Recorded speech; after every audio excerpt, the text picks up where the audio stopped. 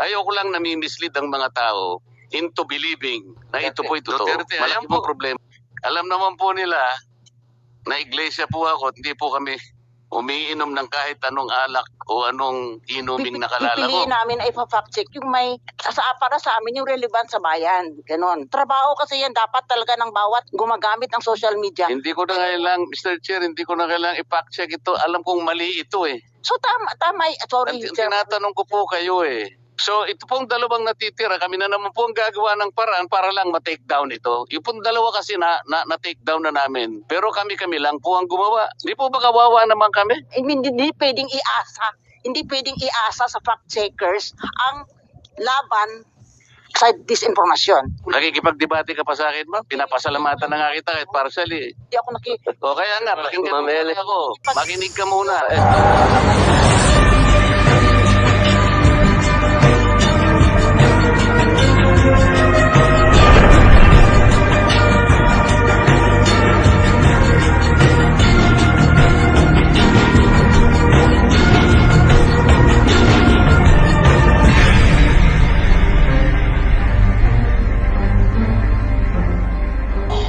Pero may binabanggit kayo mga fact checkers ngayon eh.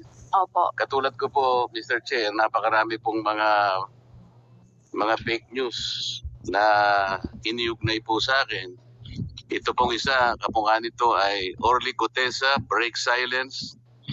Pinilit lang ako ni na Defensor at Marcoleta. Ito po yung isa, no? Pangalawa po ay ito po, napakaraming fake news ang lumabas. Ito po nakalagay pa po. Dear Rodante Marcoleta, sabi po niya, bakit pinag-iinitan mo ang tradisyon naming mga Katoliko? Ito po ay Noche Buena raw. Pero excited makatanggap ng Christmas bonus.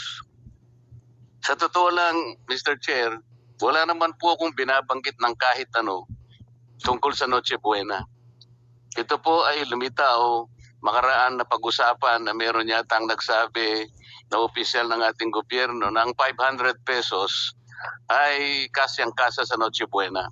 Wala po ang kinalamanan doon sa pagkakapahayag noon at bigla pong lumitaw lahat ng mga fake news laban sa akin. Iyan po yung pangalawa. Ang pangatlo po, ayaw po talagang tumigil. Ilagyan po ako ng litrato. Parang inaabutan ako ng Red Horse ni dating Pangulong Duterte. Ayan po. Alam naman po nila na iglesia po ako, hindi po kami umiinom ng kahit anong alak o anong inuming nakalalango. Ayan po. At ang pangapat po, ayan na naman. Kapapasok lang, sabi po, Mr. Chair. Yari na, Marcoleta, napigla sa mabigat na hatol sa kanya. Tanggal na siya sa Senado. Paano naman po kayo magiging masaya sa ganito? Kaya po, ganito kasidhi po ang pagtatanong ng ating chairman at nandito po ang ating Senate President at nandito po ang pinakasikat sa social media, si Senator Rapi Tulfo. Lahat po kami ay nagrereklamo sa nangyayari. Ako po bilang, siguro, kailangan ko rin pong ipagtanggol ang sarili ko, Mr. Chair. Gumawa po ako ng paraan eh. Sinaliksik po namin kung sino yung gumagawa nito tungkol kay Gutesa. Napansin po namin at nakuha namin na a certain CDG Media Minds was promoting around 12 ads of the same topic on Meta. Ang registered mobile number ay nakuha po namin, nakarehistro kay Luis Orbon. Na-track po namin yan. At pagkatapos po na ma-expose ko sa program namin, siya mismo ang nagtanggal. So naunahan po namin ang ICCI ba yun?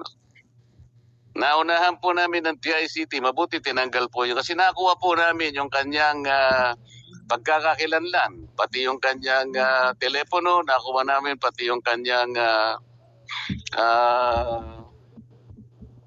ano na yun? Marami po eh. Yung kanyang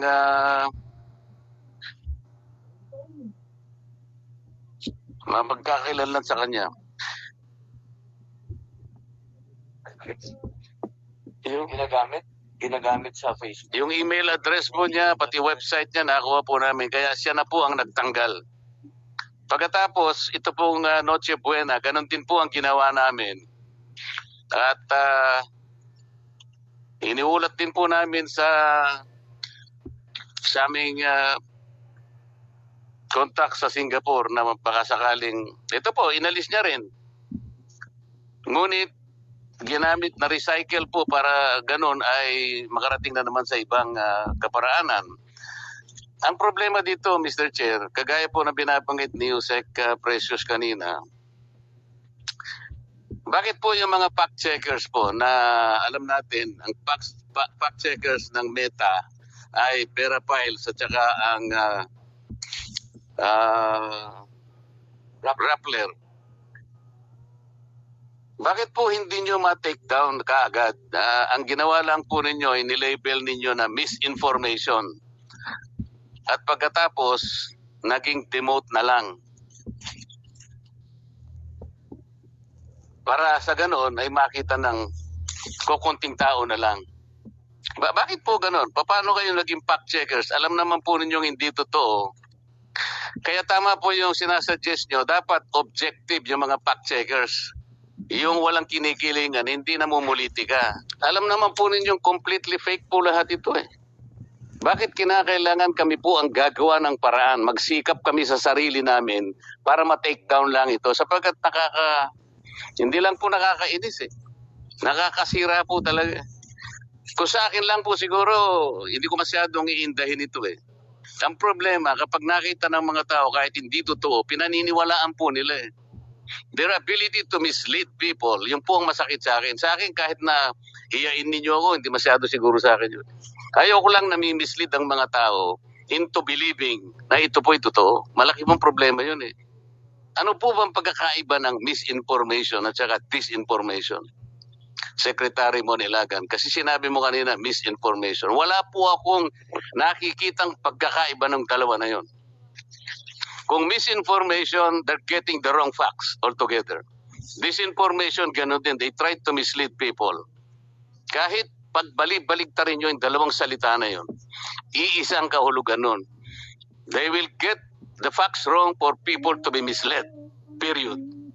Walang mapapakinabang doon.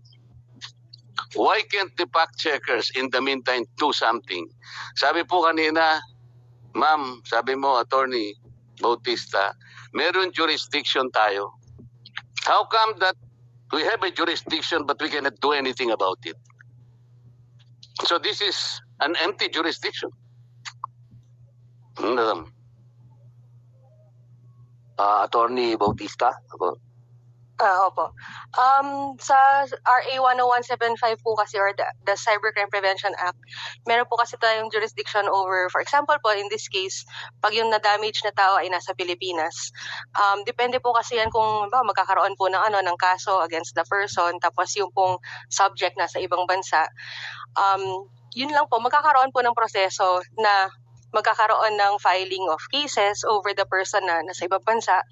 Yun nga lang po, magkakaroon ng iba na namang pag-uusap if may implement po yung kung ano man yung kailangan nating mechanism na para mapa-implement yung mga... Attorney, parang ibig pong sabihin ni Senator Marcoleta, ba't hindi ma-take down kaagad?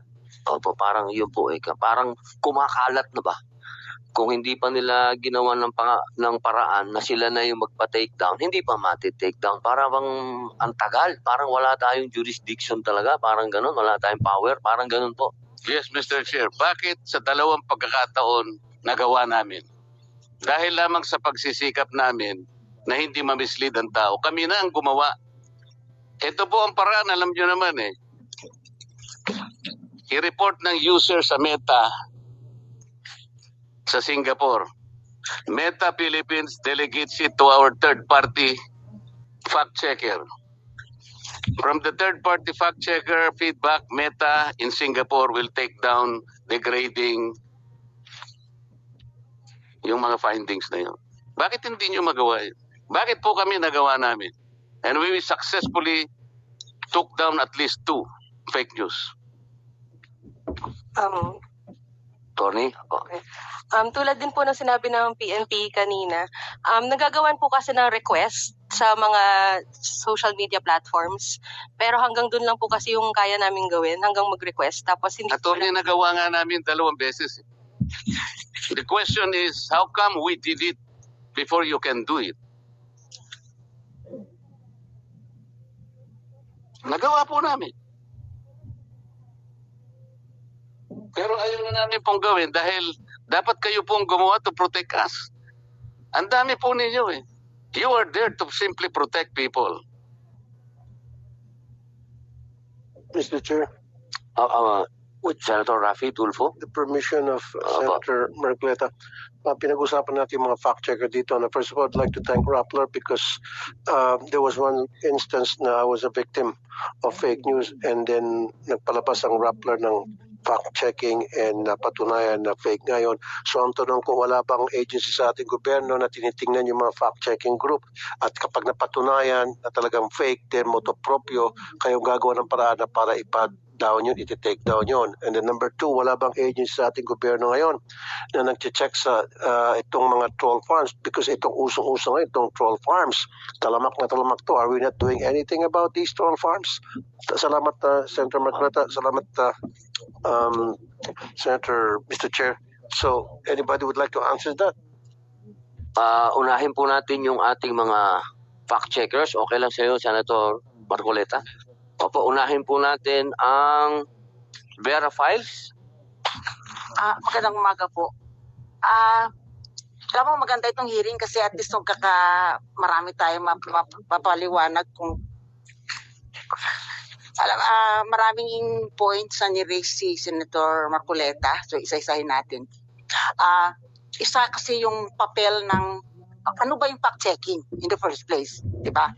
Ang fact-checking kasi ay isa yan sa pagsusuri kung tama o mali yung isang post na lumalabas sa social media, di ba? So, ang trabaho ng dalawa ang official fact-checker ng Facebook dito sa Pilipinas, yung Vera Files at saka yung Rappler.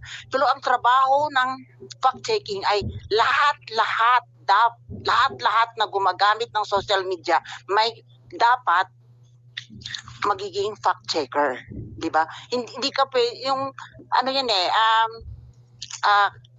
bawat isa can be a fact-checker and should be a fact-checker pag gumagamit ka ng social media.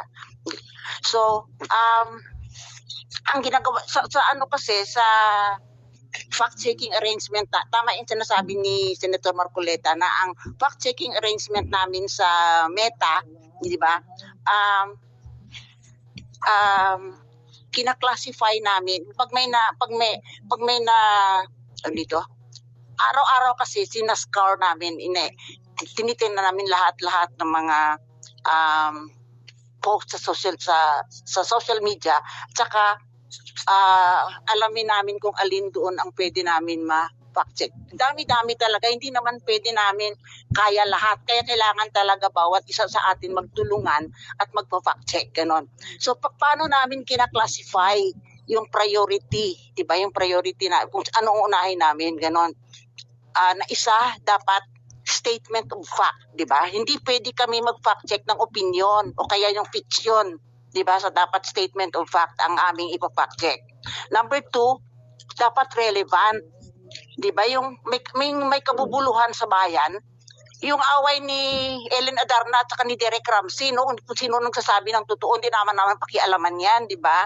So ang pipiliin namin ay fact check yung may para sa amin yung relevant sa bayan, ganon. Madam, Senator Marcoleta. Let's concentrate, Mr. Chair, on the 4 instances I have cited. Number 1, ito pong ginawa nila tungkol kay Orly Gutesa. Orly Gutesa is a witness in the Blue Ribbon Committee. He was the lone witness who connected the dots between Saldico and Martin Romualdez. Ngayon gumawa sila ng fake news. Orly Gutesa, break silence. Pinilit lang ako ni Defensor at Marcoleta. So, ang ibig sabihin nito, gusto nilang palabasin na yung sworn statement na ginawa ni Gutesa before the Blue Ribbon Committee is a fake one. So hindi ba importante sa inyo na i-fact check nyo ito o hindi? No, you have to answer me. Hindi importante ito. Advice ko lang po, refer nyo po lagi sa chairman. Opo, para po hindi po tayo masyadong uminit, baka umapoy. Gawa ni Senator Marcoles there, yung maganda yun. Yun talaga dapat gagawin ng bawat tao. Kaya dapat mas marami pa ang katulad ni Senator Marcoleta na siya na mismo ang nagpo-fact check. Trabaho kasi yan dapat talaga ng bawat gumagamit ng social media. Hindi ko na kailangan, Mr. Chair, hindi ko na kailangan i-fact check ito. Alam kong mali ito eh. So tama, sorry. Tinatanong ko po kayo eh. So tama po yung So ginawa kami nyo. pa po ang gumawa ng paraan. Imbes na kami mag-rely sa inyo at para lang mapabilis sa meta na i-take down ito. Okay, hindi po namin question kung ano po yung trabaho ng fact checker. Pero sinasabi ko po itong 4 na instances na ikinukwento ko sa umagang ito, pare-parehong peke. Itong pangalawa naman, sinabi ko raw na Noche Buena, walang kwenta. Wala po ako sinasabing ganun. Ni Noche, wala po ako sinabi. Ni Buena, wala akong sinabi. Bakit po sila nagkalat ng ganito? Hindi po importante sa inyo to. Pangatlo po, ayan po, binaabutan po ako di umano ni dating Pangulong Duterte ng Red Horse. Alam naman po ninyong peki ito eh. Hindi rin po inyo pinak-check ito. Kami na naman po ang gagawa ng paraan ito. Pangapat po, ito nga. Nabigla raw po ako, natanggal na pala ako sa Senado, hindi ko pa alam. Madam Fact Checker, lahat po ng ito hindi totoo eh. So ito pong dalawang natitira, kami na naman po ang gagawa ng paraan para lang ma-take down ito. Yung pong dalawa kasi na-take down na namin. Pero kami lang po ang gumawa. Di po ba kawawa naman kami? Sige po, Miss Ellen. Opo. Yung ginawa nyo. So, Hindi ko po sinasabi sa inyo, Mr. Chair, kung tama ang ginawa ko o hindi. Kinukwento ko po sapagkat kailangan po namin gawin para hindi ma-mislead ang tao. Kaya lang nagpapatulong po kami sa inyo na sana kahit wala kaming gawin, merong mga opisina gagawa ng mga ganito para sa ating lahat. Para sa kapakanan ng buong mamamayang Pilipinas. Ito po yung problema eh. Miss Gemma Mendoza. Opo. Hello. Mr. Chair, thank you for acknowledging us. First of all, salamat po sa mabuting senator tungkol na pinakita niya yung mga examples na yon ng potential na ng fake news tungkol sa kanya, ng disinformation tungkol sa kanya. Siguro po i-explain lang po natin yung proseso. Tulad po ng sinabi ng colleague ko from Vera Files, napakadami po talaga nung volume nung mga nakikita, yung mga kinakalat sa social media. Hindi po namin yun lahat nakikita. And ang isang paraan para tinitingnan namin paano mas marami kaming makita ay humihingi kami ng contributions mula sa publiko. So, pag may in-email po sa amin either through desk@rappler.com or through factcheck@rappler.com, yun po ay tinitingnan ng aming mga fact checker. Ngayon, may sinabi po kanina ang butihing senador na bakit labeling lang ang nagagawa namin. Ito po ay dahil hindi po talaga namin, wala po kaming powers to take down. Ang nagte-take down po ay ang Meta, yung may-ari ng platform. Hindi po yung fact checkers. The only thing that we can do is to rate the content, yung link po doon sa sa social media platform na pag-aari lang ng Meta. Wala po kaming kinalaman sa mga ibang platforms din. Sure, pwede makasagot. Senator Raffy. Opo.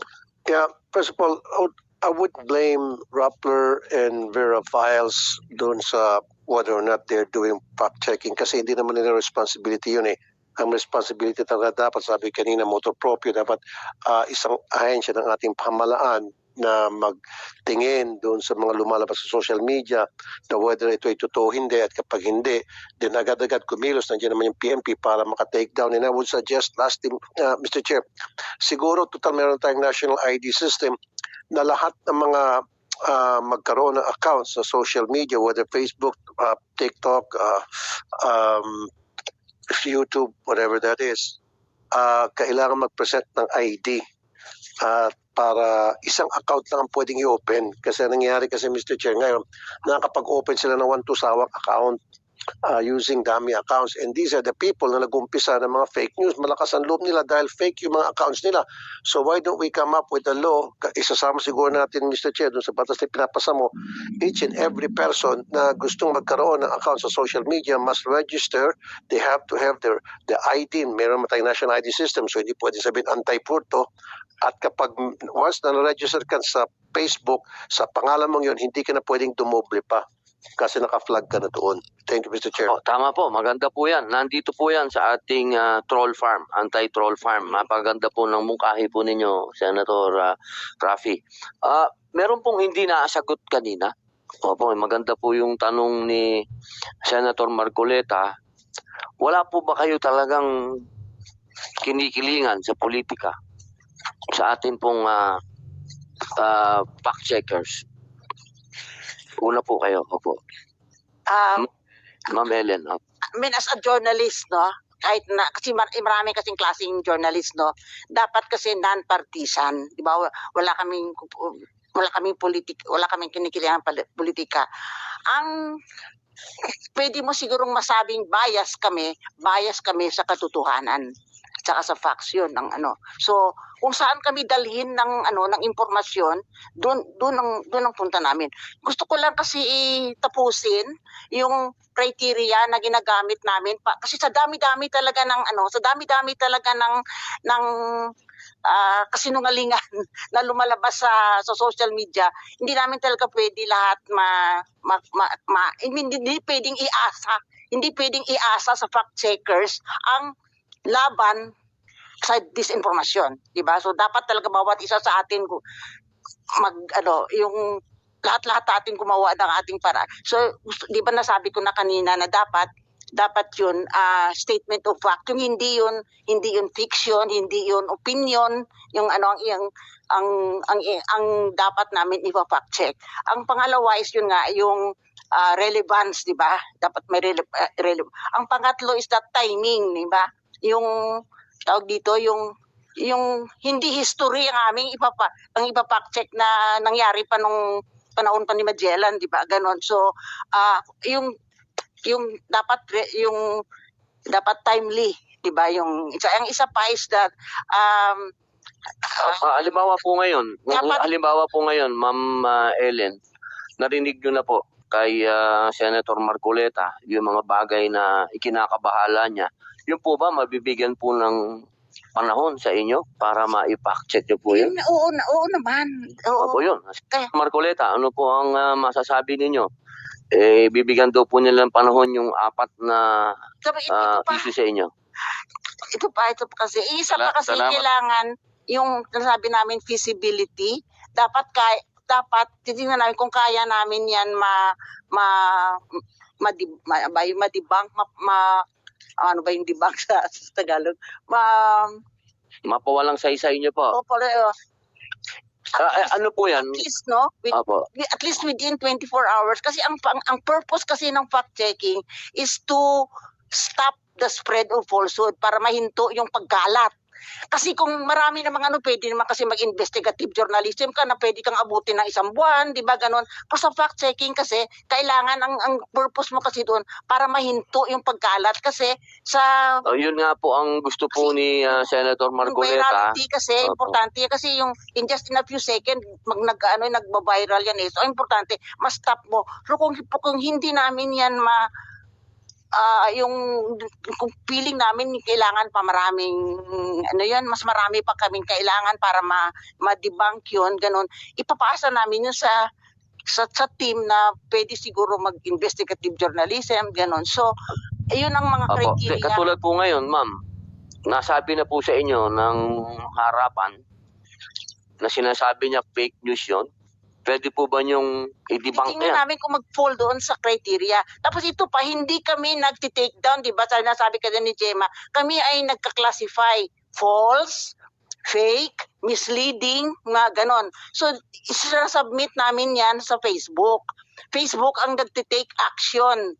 Hindi kami medyo pagkaganyan po katagal kasi, medyo matagal yan, ma'am. Mr. Chair, Ano naman? Sige po, Senator Marcoleta. Minsan, Dun sa apat na fake news na aking inilahat ngayong umaga, yung dalawa po ay hindi ko na pwedeng pasalamatan ng Vera Files kasi kami po na-take down na namin nang hindi sila nakatulong.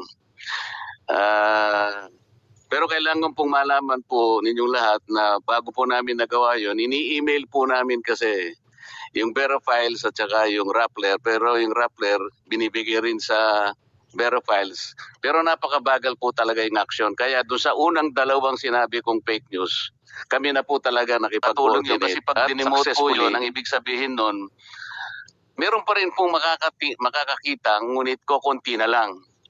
So hindi talaga buong-buo na alisin nila. Yung po yung tinatanong ko sa inyo, Madam, ba't kinakailangang i-demote ninyo? Alam ninyong completely fake po ito eh.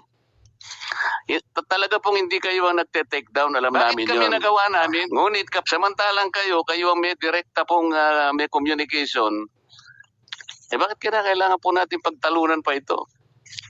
siguro si Gemma. Miss Gemma Mendoza? I-clarify lang po natin. We don't communicate with, it would be impossible for us to communicate with Meta for every piece of thing that we rate. So we don't do that. Ang ginagawa lang po namin, ang interaction namin is through the platform they have, which is the platform that is made available to fact checkers. Yung action po nung yung action ng pag-demote, that is done by Meta when a rating is when a rating has been submitted. And that is that is their algorithm already that works on it. Now, yung question po about so like halimbawa po yung kanina nabanggit na yung isang content was manipulated. Definitely po, if that was submitted to us, then we would have looked at it. So isa po yun sa mga tinitingnan namin talaga. Ngayon, hindi po talaga lahat nagagawa kasi kaunti lang po talaga kami. At hindi naman po yun lahat matitingnan ng mga fact check. Mr. Chair, ako po naniniwalang hindi po nyo kaya lahat tingnan. Pero yung mga bagay na nire-repair po namin sa inyo through email, dapat tingnan naman po ninyo. Hindi namin gagawin yun ng ganun-ganun lang. Kaya namin kinakasangkapan kayo at gusto namin tulungan nyo kami dahil mali nga po itong ginagawa nila. So, we are not asking you to look at every fake news in the entire universe. Ang sinasabi namin, pag kami nakipag-communicate sa inyo through email, pansinin nyo naman kami. Pero itong naunang ang ginawa namin, ang tagal-tagal, kaya nga po kami na po ang gumawa ng paraan. Ayoko na pong ulit-ulitin ito. Itong pangatlo, kaya sabi ko po sa inyo ma'am, partially, nagpapasalamat kami dahil dinemote ninyo kahit papaano. Pero ang gusto namin talaga, mawala na. Tama po, yun po yung gusto namin. Wala nang pong debate ron. I-explain ko. Nakikipag-debate ka pa sa akin, ma'am. Pinapasalamatan na nga kita kahit partially. Hindi ako O kaya nga, pakinggan mo muna ako. Makinig ka muna. SP, opo. Okay. Pero i-explain ko sa iyo. Hindi pa nga ako tapos eh. Sandali lang po. Senator, sandali lang po. May sinasabi po si SP. Sige, baka konektado naman kasi sa sinasabi ni Senator Marcoleta to. So if you don't mind, Mr. Chairman at Senator Dante does not mind, yun yung negative side na pinag-uusapan natin sa mga fact-checking ninyo. Dapat fact-check nyo rin naman yung positive. Hindi po ba? Like for example, may isang senador nagyayabang 300 daw ang pinasa niyang batas. Hindi naman totoo. Hindi nyo sina-fact-check yun. Yung mga ganon. I'm just giving an example. Di ba dapat fact check nyo rin yung hindi totoo? Yung bola. Di ba? Hindi pwedeng yung puro negative lang ang sinecheck. Check nyo rin yung bola. For example, ito si ganito raw, nanalo siya ng award, ganito, gold medal sa ganito. Hindi naman. Di ba? Dapat meron ding fact checking yun. Anyway, nabanggit ko yun yung negative side. Yun yung positive naman, na mali, na fake news pero nasa positive. May binibuild up na tao o binibuild up na sarili niya. Diba? Anong pinakasagot na nakikita ko po dito? At ito'y talagang dapat once and for all, diinan na. Para tingin ko, madaling masolve na yung fake news nila. One account, one person. Yun ang solusyon eh. One account, one person dapat. So sino ang dapat dito? Facebook, Meta, Instagram, TikTok, lahat dapat. Pag hindi naka-register, isang tao lang dapat naka-register. Account mo lang yun. Ikaw yun. Tingnan mo, pagka yung mga gumalabas ng mga fake news na yan, kung isang account lang sila at tunay silang tao, at hindi meron silang another account na ganito, itong mga account din ng paninira. Pag hindi gano'n, hindi magiging gano'ng katapang manira ng kapwa eh. Pagka one account, one person, kilala siya, nag-register siya. So saan magkakatalo to? Hindi sa atin eh. Magkakatalo to. Kailangan sama-sama tayo, i-appeal natin ito doon sa kanila, sa mga service providers. Na huwag nilang i-register. Ang dali mag-register. Gusto nyo ako na magre-register kaagad ako dito eh. One dilapot-pot ang pangalan ko, tatangkapin eh. Di ba? Yun ang pinaka-problema eh. So I think ko doon tayo magsama-sama lahat ng mga involved sa internet. Hindi na natin yun. One account, one person. Dapat ganun. Thank you. Tama po, SP. Pati yung mga account na comment ng comment tapos naka-lock profile. Hindi rin tama yun. Salita ka ng salita tapos hindi ka naman pwede sagutin. Yun mga bagay po na yan ang mga dapat natin pong ihakbang dito. Senator Marcoleta. Ako. Mr. Chair, tama po ba ito na 16 million po ang naka-earmark sa PCO under its 2026 budget to combat fake news? Yusek Ilagan. Opo. Alam nyo, 60 million daw po. Alam nyo, kaibigan ko kasi si Mon. Sige po.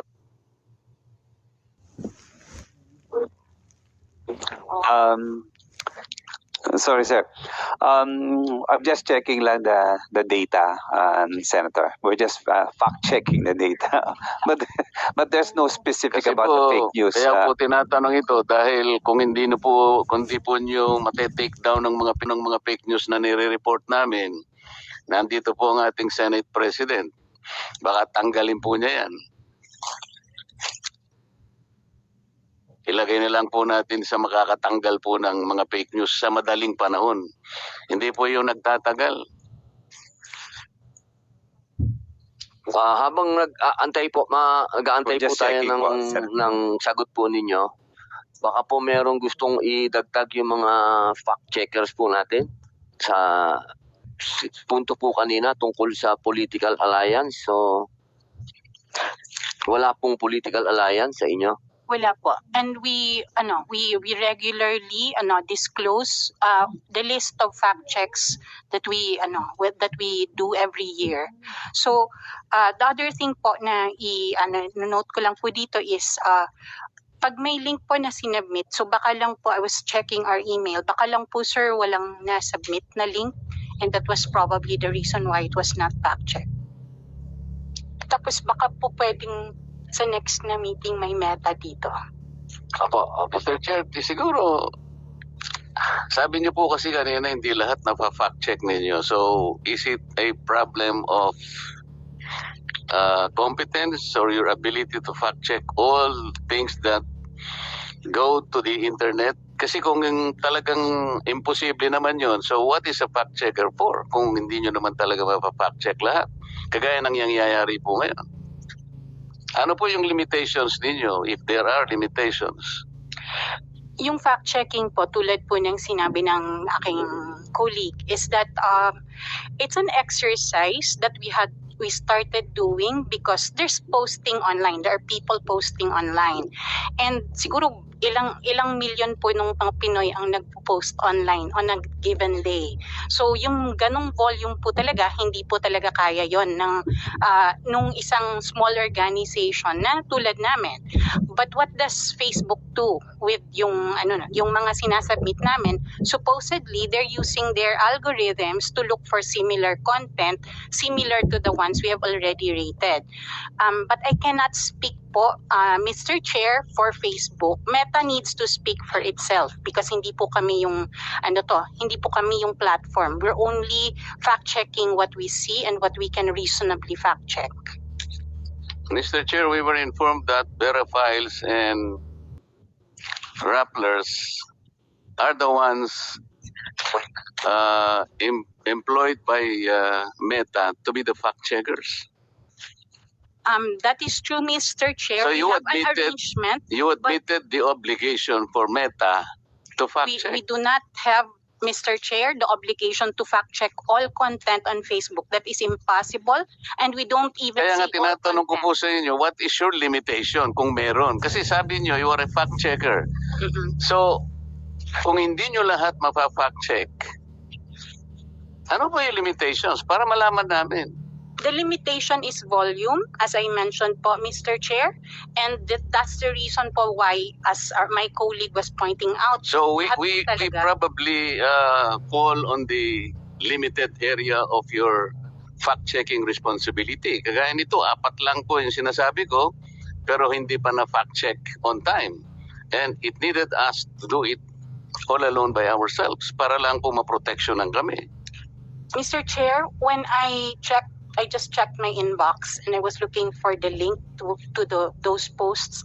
I don't see links to those posts when I checked my inbox. It's possible na hindi po namin siya nakita. So, if the good senator would send us the links to those posts, we will have a look at them. As we do when we receive emails concerning these things to fact check. So Mr. Chair, it is the problem of Meta itself. Kasi kami po, nag-email kami sa Meta. And I think Meta simply endorses to you as fact-checkers. Kung hindi dumating po sa inyo, talagang may problema po tayo, Mr. Chair. Pinaka-problema talaga ang Meta. We can show you the emails that we have sent to Meta because of this. Kasi importante sa atin na wag ma-mislead ang ating mga kababayan. Napakarami po talaga nilang nilalabas. Mr. Chair, that's why we post all the fact checks of Rappler. They have a message at the bottom. May message po sa bottom where we tell people where to send us links for fact checking para kung sakaling hindi po namin nakita sa dashboard na binibigay ng Meta ay may opportunity pa kaming makita beyond that. So yun po yung ginagawa namin. The fact checkers are limited in the sense that they cannot totally fact check anything that goes into the internet. We are in this situation at present, so magtatagal po bago natin ma-address lahat ang problema na may kinalaman sa fake news. Sa ngayon, wala po tayong magagawa. Is that the state of affairs now? With respect, Mr. Chair, this is why we are here in the hearing today. Our suggestion, in fact, and one particular action point po kasi na kailangan mangyari. Kasi before po, there used to be more access to data in the platforms. Sa ngayon po, over the past years, that access has been reduced. So we have difficulty seeing like actually searching for content already that is similar to things we see. We have already fact-checked. So, isa po sa mga sinasuggest nga namin yung transparency. The platforms need to be compelled to share data that will make it possible for third parties, hindi lang po yung mga fact checkers, but also other third parties to audit what is being amplified within these platforms. We don't see everything. So, Mr. Chair, while we are talking, what happens now with the fourth fake news? Naunahan po si Senate President. Ang sabi po nitong pang-apat na fake news, Yarina Marcoleta na bigla sa mabigat na hatol sa kanya, tanggal na sa Senado. Hindi pa po alam ng Senate President ito eh. Siguro What are we going to do with this fourth fake news? hihingin na po Harap kayo natin. lahat. If the senator will Sandali send na po. the link, Hihingin na po natin ang statement po ng ating SP para maisulat nyo na po. Totoo po bang wala na sa Senado? Hindi po, buhay na buhay na ito. Sama